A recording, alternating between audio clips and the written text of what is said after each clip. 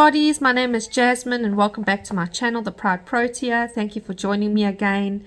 And yes, so this week I got a couple of things to talk about, and I want to start off by the hashtag crochet cart. So I don't have a crochet cart in my lounge because I have a toddler, and if you have a toddler or a little grandchild, you will know a crochet cart, it's like sweets. It's just like, yeah, I don't even know. If I put a new box in the lounge, Evelyn is just like all in it. So I will put up photos. I have a corner and the chair, which is my little throne.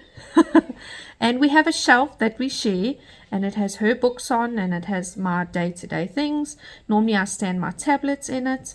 And yes, so here's a photo of my little corner, and I normally have a couple of baskets everywhere around, but there's one in particular that sort of goes with me everywhere. It is my toque, my take along crochet, and this is it here. This is the bag. I bought this. Let's see, it's a nice tub. I bought this in South Africa while I was doing like my mental preparation, because I knew New Zealand would be a lot wetter than South Africa. So in my mind, this made sense purely because if I put my tablet in, it has a bit more protection because it's got a bit of a hard shell, and also it would keep it a bit more dry.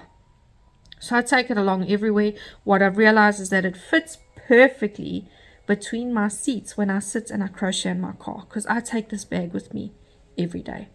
And most days I don't even have a chance to look in it, but if I get a chance, I know it's there. This is another one of my bags. This is my Queen Bee one. I normally use this one if I do blankets, just because it's a bit bigger, a bit more space. Previously, this was my bag. I worked for a school, and a lot of the teachers had these. It has a plastic tub inside, so it obviously holds everything. This was a special gift for my tiny Tinky, and her little special message she had embroidered on. So this is a special tub. So normally this one, the beige one, and the blue one are next to in my corner, and that's where all the magic happens. Well, most of it, besides the magic in my car, which is normally pieces of yarn everywhere. But yes, so I'll happily show that. I've shown a photo of my little, I'm going to call it my office area, because at the top I keep all my crochet toys and my crochet books. On it I have my laptop, and underneath I have tools, and I try and keep them in little containers purely to keep my toddler out of them, because if she sees a crochet hook, she picks it up and her hands just start going. She's not hooking anything, but I think she's seen mommy do it long enough to know that we mean business. Next one, I'm going to go into my bag shortly to show you what's in it. Although I must say I'm a little bit afraid, because you know everything sort of goes in this bag, my take along. This is a little bag I got from the warehouse, and I love it. I normally put the cotton in because you can see the little holes. The cotton pulls through nicely, and it's mostly just to keep it separate.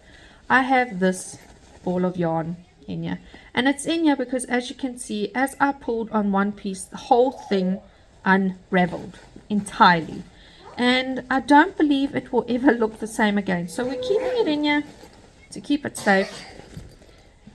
Another one, another craft of work going on.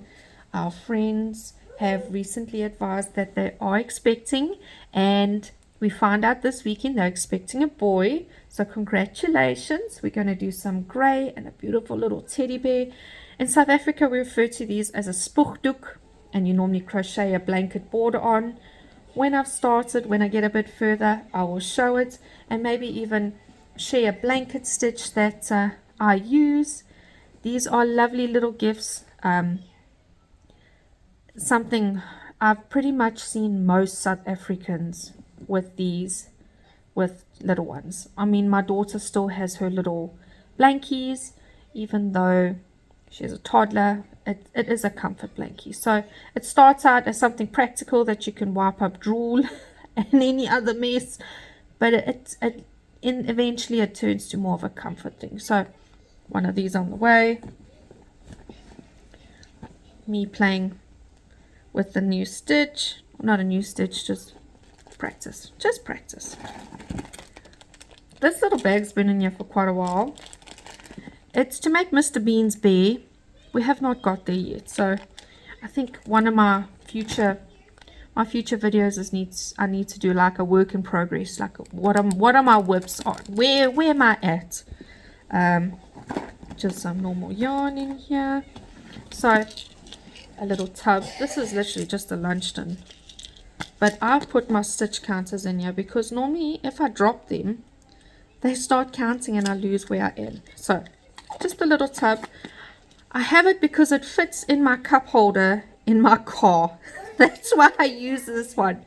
So you don't necessarily have to use special crochet tools, even though they're lovely. Sometimes you just got to think out the box. So here's my little Tupperware, my little Tupperbuck. I have a pattern in here that's printed, very untidy, and yes, I have these two. So I have a much bigger container with ours, and I brought it with in my box, but this is just the little one that I keep on the bag, just with general R's and more stitch holders, purely because whatever I'm working on I can normally find it here, and as they run out I just top it up. This is my little kit, and it's got stickers from Evelyn, and this little box I've had for years. I don't even know where I got it from. I'm not going to try and do it like this because it's all going to fall out. I use the container because if I put my pins in and I use embroidery scissors, that it doesn't poke through the bags. I've had it a few times where the scissors were in the bag and I sat on it and I got poked in the leg. So safety first, people. I use a little container. Whatever you use, whatever works for you, fantastic. This is what works for me. I will put a photo up and show you what I normally carry on the day-to-day. Again, very untidy. Try and keep it neat. Try and keep it all pretty like for when I show you, but it is what it is. And most of the time I'm quickly rushing here and quickly rushing there, and you just do, and you work as you go and with what you have and what time you use. So another one this week, I want to talk about hooking up with books. This is my first time, actually participating in this round. I did enjoy the book. It's not a book I would have generally just bought for myself, but I did actually enjoy it. And I do believe that you can never actually read enough. So why not? The crafts that I chose, I did show one previously, and it is my little Christmas present ornament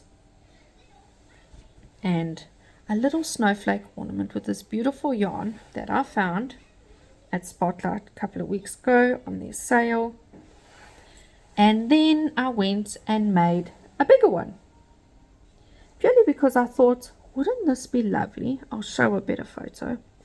On your table at Christmas, almost like where you put your bowls on. And I was going to make many more, but then I worked with this yarn and I changed my mind, and I'll get to that in a moment because it was a nightmare, absolute nightmare. But I chose the snowflake because from the book, the first memory that the giver gave to the receiver was snow, and it was with a sled, and there's my first one for snow. I chose the present because it was one of the givers, the original givers from the book, one of his favorite memories, and it just made me think of love and how much love we share and we have at Christmas time.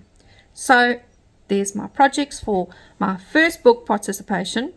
I'm excited for the next, and yes, I'm definitely not going to be using this yarn.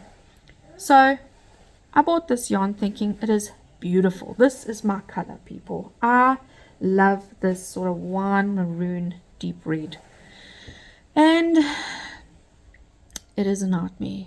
Weeks later, I'm still picking up fluff from this yarn. I went ahead with my little frog obsession and I made this beauty.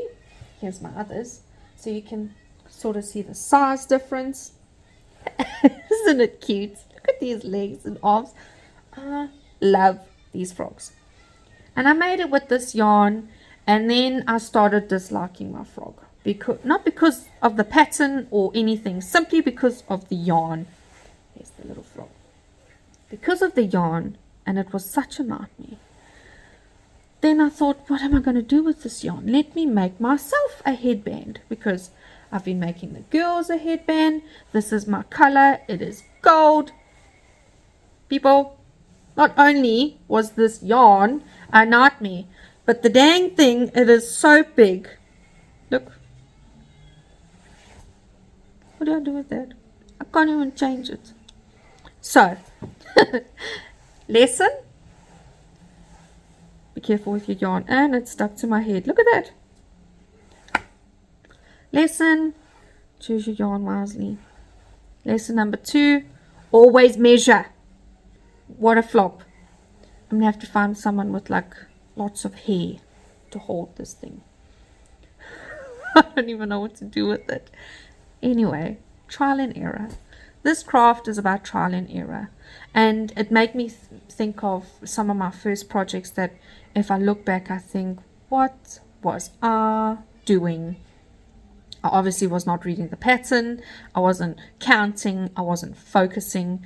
But it's all trial and error. Looking at 6-7 years down the line, and some of the things I've made, I actually take a step back and say, I made that.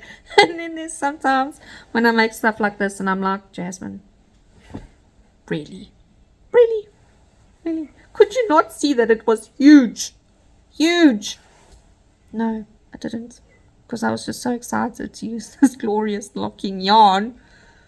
Anyway, it is what it is. And we'll just take it in our stride and continue from there. So that's all I have for this week. It is not much, but I am in the process of making lots, and I will show everything that I have going in the background. I don't normally show everything that I've got going because most of the time I feel like making something and then I just do it and then completely go off my list that I've written, thinking this is just like motivation or what I need to do. But it's all trial and error. And if you fail the first time, just try again. Just try again. You will get it right eventually. And I'm going to just say thank you so much for joining me again. And until next time, stay humble and hustle.